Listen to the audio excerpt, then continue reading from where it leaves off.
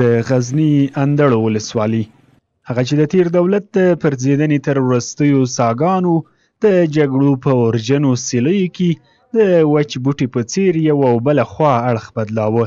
د دغو ناخوالو د زهرجنو سیلیو اغیزې لا هم د دې ولسوالۍ د نورو شخصي او عامه ځایونو ترڅنګ د ښوونځیو په هره برخه له ورایه ښکاري چې یوه بېلګه یې د ملا مشکي عالم لیسه ده.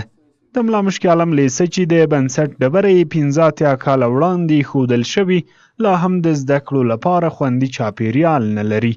یاد ښوونځي امیر محمد شعیب مشفق وایي چې دغه ښوونځی تر 1400 زده کوونکي لري چې د ودانۍ د خراب حالت سربیره پاکو اوبو د کښېناستلو لپاره څوکۍ او ګڼو نورو اسانتیاوو ته لاسرسی نه لري.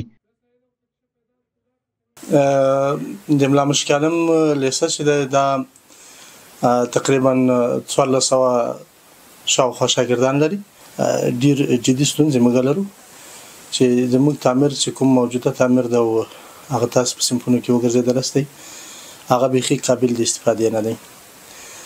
وینو هغه یو ډول حشره ده چې د هغې په واسطه باندې دا د بامو یا د چت لرګي ټول تخریب شوي دي او نور د رالوېدو په حال کې ده. خدای مه کړه یوه ورځ به کیدای شي چې په رسنیو کې دا راپور خپور شي چې د ملا مشکي عالم په لیسه کې دومره شاګردان تر بامونو لاندې شوي دي او بامونه ورباندې رالوېدلي دي یا چت ورباندې راغورځېدلی دی. د اندړو ولسوالۍ د پوهنې امیر هم د ملا مشکي عالم لیسې سربیره د یادې ولسوالۍ په نورو ښوونځیو کې ګڼې ستونزې مني او وایي چې د پوهنې وزارت د اندړو ولسوالۍ ته ځانګړې پاملرنه وکړي. بهترینه ورځ ده له موږ سره همکاري وکړي د منطقې سپین ږیرو را سره همکاري وکړي او د پوهنې ریاست قدرمن رئیس صاحب او مربوطه مؤسسات بیا هم د رئیس صاحب مکمله توجه غواړو. د موږ ساحه د موږ ولسوالۍ پاته سوې ده، حقوق بل چا وړي دي، حقوق بل چا په ځان باندې خوړلي دي. که موږ اضافه توجه موږ ته وشي بیا خصوصا د تعمیراتو یا د اوبو په باره باندې او یا د څاګانو په باره باندې د شفقت وړ ده او نه هېرېدونکي هلې ځلې به وي انشاءالله. د ملا مشکي عالم لیسې زده کوونکي وایي چې د دې لیسې چاپیریال زده کړو لپاره مناسب نه دی او د پوهنې وزارت سربیره دي د زده کړو په برخه کې همکار بنسټونه او د سیمې خلک مرسته وکړي.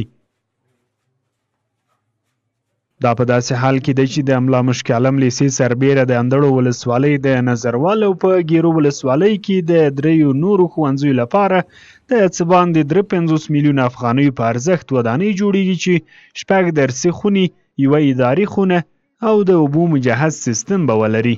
خو د دغه ښوونځي ښوونکي وایي چې دغه تعمیر د زده کوونکو ستونزې تر 20 سلنې پورې هم نشي حل کولی. د یادولو ده چې تیر کال په غزني کې د 53 ښوونځیو ودانۍ بشپړې یا هم بیا ځلې رغېدلې دي او سږ کال به هم د 50 ښوونځیو لپاره ودانۍ بیا ورغول شي.